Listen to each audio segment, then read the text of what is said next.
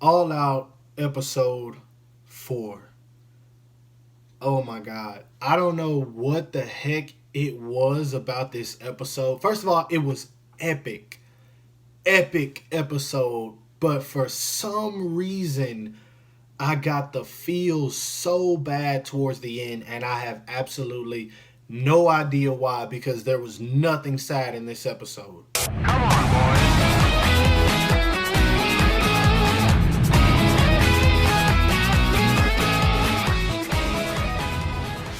It started out, we got Oharano from Jinko, which is the main team, who is just dominating at the beginning. He makes a fake pass at first and he tricks two people that are trying to tackle him, and then he passes it to another teammate, and we get to see them just go back and forth. Like the very beginning of the episode was all about him and his capabilities, and we got to see that Ebumi, who's sitting on the bench with Gion, says that he's too good for all of these first years because Ohano, we found out in the last episode, has been playing for ever since he was, I don't know, I want to say middle school. He said he had been playing, but everyone else, this is their freshman year, and other than Seki-san and Haichicho, this is their only time playing, and also Iwa, but everyone else hasn't played before, and he says that Ohano is too good.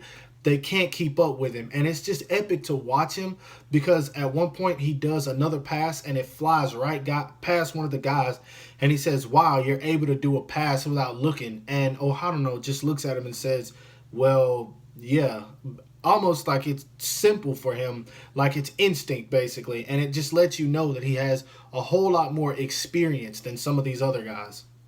But he finally scores, and then we get to see him kick a field goal, or as what they want to call it in this show, a drop goal. So we get to see him do that, and he scores. And at that point, Keijo decides, okay, we're going to switch it up on Jinko, which is the main team. Keijo, for about 5 minutes in this episode, these dudes became unstoppable. I mean, like, they were running over all of Jinko's players. They scored like 2 or 3 times, and it was after the second half. They just said, all right, we're just gonna dominate, and that's exactly what they did. It was so epic to watch these dudes, man, and it was kind of scary because like you get to see how powerful they are. You're seeing people get knocked over, and the impact on some of these runs and these tackles are just like, wow, man. You would think that every time someone got hit, it would be an automatic KO or just an automatic injury, something. But they're just going back and forth. And man, Keijo really, especially Taita, who's I believe he's the captain of Keijo, he just starts dominating, man. And I was like, oh my gosh, I don't know how Jinko is going to win. But anyway, once the second half starts, we get to see that Ebumi says he wants to go in. He says he wants to play. He wants to just show off because he tells the captain, which is Seki-san, that all of these guys, all of these new years, all these freshmen, these guys aren't as good as me. I'm the best. I'm the fastest. Put me in the game so we can change it around. And that's when we get to see just how loyal and how awesome of a character Seki-san is, because while he has that personality of someone who's self-entitled and all about himself, he definitely cares about the team. He cares about the other players, and it was so awesome to hear him set Ebumi straight. He says to him, he says, no, this game is not about one person. It's not just about you. We're going to do this the right way, and that's the only way we're going to do it, period. Anyway, he decides to start the second half off with the exact same lineup, so he doesn't change anything. And I mean, still, we get to see Keijo just being intense, man, just knocking over people, score after score after score. And I believe, honestly, the lead was about 35-3. And finally, one of their teammates on Jinko gets injured. His name's Sua. And he has a shoulder injury, I believe, after Taita hit him and he scored. And at that point, we got to see that everyone who was supposed to be brought in to replace him was just scared. And I guess it was because it was their first game. But I want to say it was about 5 or 6 people who Seki-san looked at to be a replacement for Sua. They were all afraid. And he looks at Gion, who's just sitting there. He says, all right, I want you to get dressed. Gion has a pair of cleats, he has his outfit, and before he goes into the game, he goes and talks to Ebumi. He says, all right, what should I do? And at this point, Ebumi, I guess he realizes that, okay, there's nothing I can do to get in the game. There's nothing I can do to get some playtime. So I'm just going to give this guy some advice. He says, all right, you are a noob, basically, and you're overthinking things. That's something you don't need to do.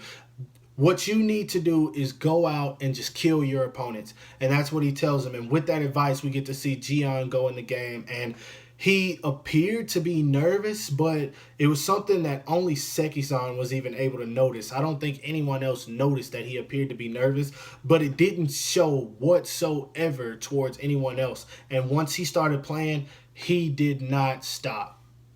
Gion tries to tackle Taita and he hits his leg, but it's not a powerful enough tackle to get him down. But then we get to see Iwashimizu and Sekizan come and then they finish off the tackle. And at this point, Jinko turns the tides on the game, man. They just start taking over. And the second half is just Gion being awesome. Like, he doesn't get any of the tackles because Miyagi's up next. He tries to tackle Miyagi. He misses him. And that's when we get to hear Iwa come in and he says, all right, you missed him, but don't let him get away. Go get him. And Gion, who's just full of adrenaline, rage, anger, frustration, and everything, says, I've got it. I understand. So he turns around, he goes back for him, and he almost gets him right before he scores a touchdown, or that's what it's called in this, our drop, I believe. Yeah, it's a drop in this. So he scores a drop, and then at that point, as we all know, it's time for the field goal or drop kick.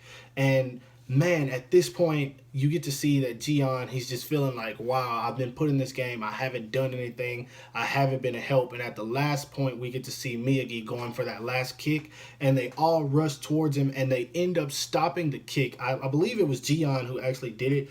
Like, the way it showed, it looked like he kind of tapped the ball, so it knocked it off course a little bit.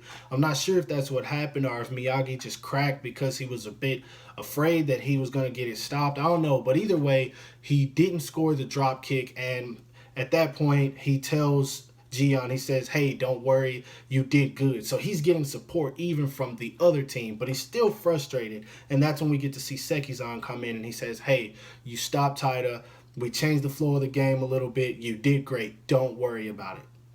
Right around this time, which was probably the last 2 or 3 minutes of the episodes, I started getting the feels like crazy. I don't know why. Nothing sad happened, but it was just so much epicness. It was like my body couldn't take it. I kid you not. Like, animes like this really get me excited. I don't know why, but man, it was just so awesome. But anyway, once the game's over, we see the two lineups. They're in front of each other, and the last quote we get from Gion, he says, next time I'm gonna win. And this is a surprise to Taita because we get to see him give that oh expression, like, okay, I see what you're saying.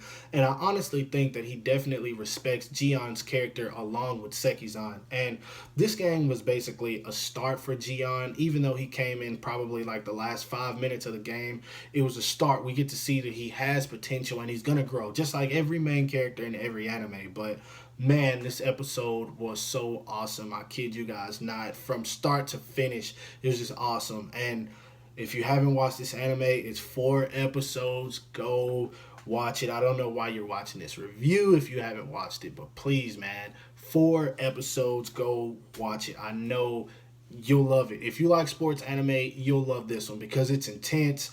Animation is great, action is great, characterization is great, everything about it is just so great. But anyway, that's my review for this episode of All Out, episode 4.